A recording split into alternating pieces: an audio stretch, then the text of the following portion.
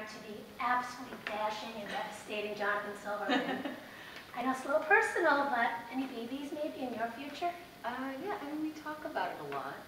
I think our lives are such that it's the idea of it right now is it just seems a little out of the realm of our sort of possibility right now. Only because I'm constantly traveling on location. He's leaving to do a movie. We just directed a movie together. Yeah, we just co-directed a film. Right after shooting Baby Sellers, I got on a plane, a red-eye, from Brazil to New York, and then drove 3 hours to Providence, Rhode Island, where we co-directed our first feature 2 days after I finished Baby Sellers. Sounds like having a baby. That was it, yeah. So I just gave birth, yeah, I don't know. I mean, it's something that I think if we didn't do, we'd regret. Right.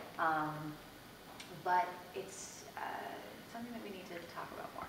Because you were so natural holding it. Like, you have to have some kind of baby fever. You were so good just with the babies, holding them. I love babies. I love babies. I mean, since I was a kid, I babysat all the time. That's how I made all my money as a kid.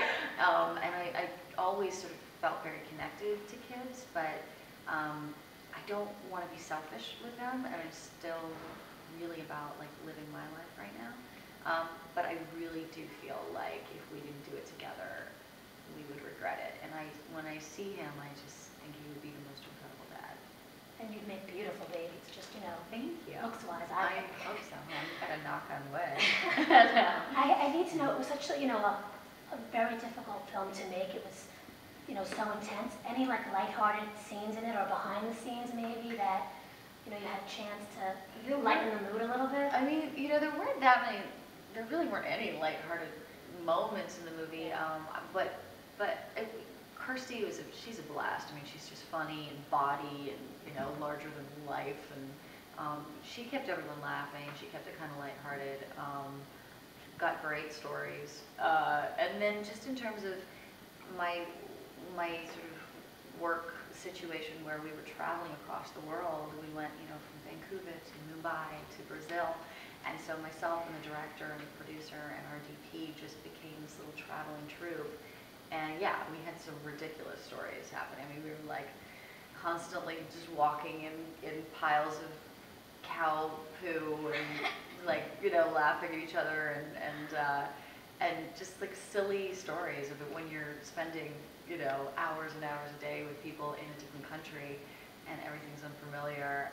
It's kind of ridiculous and fun, even though the subject matter is incredibly dark. I mean, you look so natural, brandishing a badge and wearing a gun. Like, if you were not an actress, would you be like a law officer? I mean, I think you had it down. It's so weird. I always play lawyers and doctors. So listen, I'm very happy to play these very intelligent women, and this character is one as well. But man, did I love kicking some butt. And there were some scenes where I was like, you were in these scenes and you were using all this like kung fu and martial arts, and these men were on top of you, and you were like screaming, and it really felt like you were fighting them. I was practicing with these amazing stunt guys.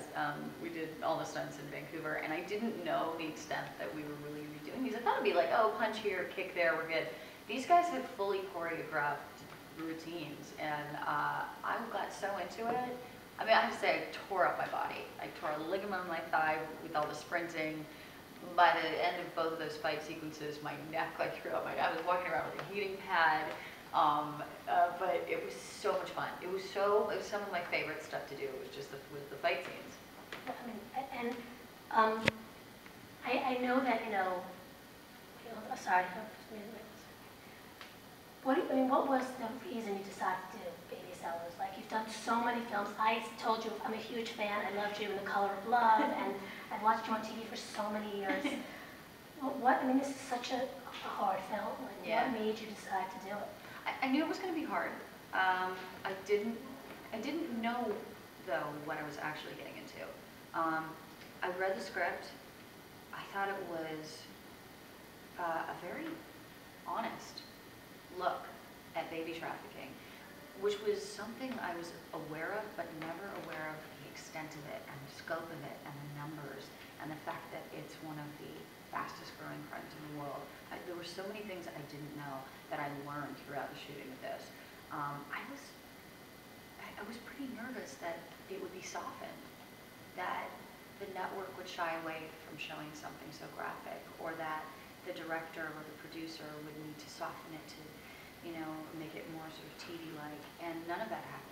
There's no sugarcoating. No, there's no sugarcoating. It feels like a documentary. Yeah, I feel like it's a really brave look, and actually when I read the script I thought, oh, well, is this dramatized? Is this over-dramatized to make, you know, good TV?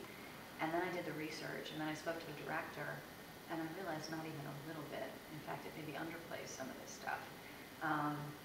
So I guess just wanting to raise awareness and open people's eyes as to what's really going on and how nefarious it is and what a gigantic, I mean, this is over $12 billion global market. This is 1.2 million children affected a year, the victims of human and child trafficking. I mean, my God. So this is something that I just feel like not only can we raise awareness, we can raise funds. I think it's important. I think it's important to tell this story, and I feel really privileged to tell this story.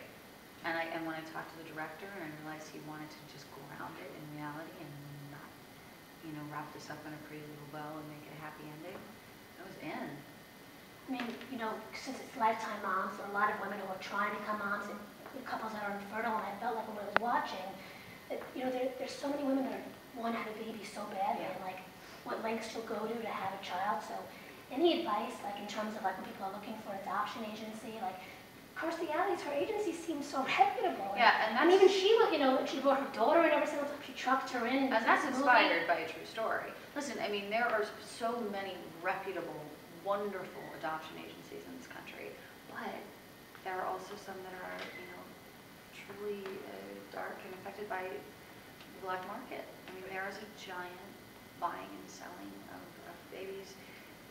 There's such a market right now, and it's only getting worse. I mean, I think it's the second biggest criminal enterprise, second only to drugs in the world. How crazy is that? Did you know that? I didn't know that. When you see those babies in boxes, you feel like it's like they're commodities, they're not even people. Yeah. In the movie, that's such a That's stunning exactly reality. right. And oftentimes we refer to babies and traffickers in our film refer to the babies as a product. And that's how it's looked at. Now, again, I mean, there are so many wonderful adoption agencies in this country, but I think at times parents want a child so badly that they ignore their instincts. Or maybe are in denial. And of course, some have no idea, right? That this child may have been kidnapped, that this child was sold and then bought. I mean, it's truly just, I think it's a matter of doing your research and keeping your eyes open, following instincts, listening, you know, just not ignoring any signs. Sorry. Yeah, let's wait for the, We knew that would happen, but actually it's been pretty quiet. Yeah. Yeah. Yeah. I just have one more question. Yeah. Baby secrets. You have to tell us. Everybody wants to know. You're gonna ask me specifics? Just what are your baby secrets? I don't know if I have any. And like, what do you do every day to stay in shape? Oh, It's cut and reslate. Oh, we Come wait on. for the siren. No wrinkles. Did you cut, Seth? yeah, it's good. We're cutting and reslating. Alright. I'm speeding. Rolling on B. Speed here. Eating. Yeah, I'll just show you about the. Cool. Is that camera rolling? Yes, it is.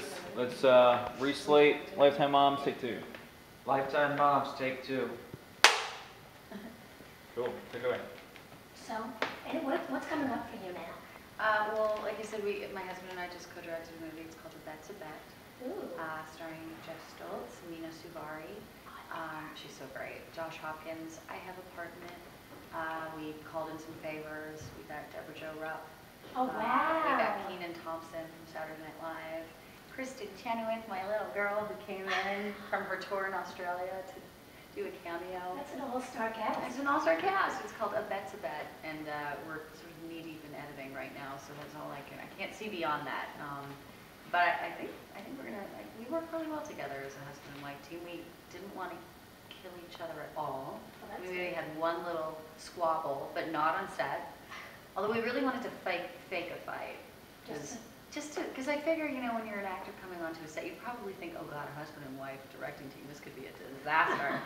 And it wasn't. It was actually great. So we thought, maybe on the last day we should fake like a really horrible fight.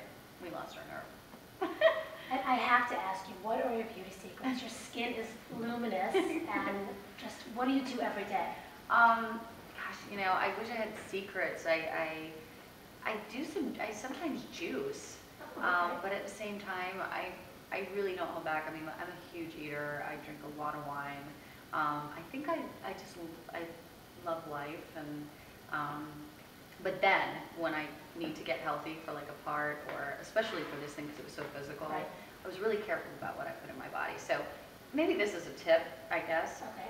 If you just want to sort of, I don't know, lightly get yourself into shape without beating yourself.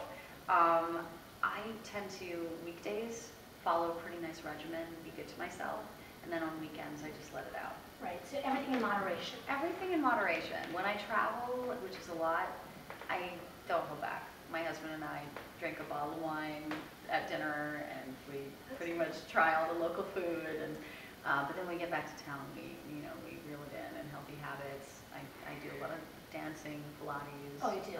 Yeah. Used to do martial arts, which I loved. I want to get back into that. A lot of moisturizing. I seriously put like 18 products on, hoping one of them will work. It's working. Thank you. Cool, thanks Good. guys.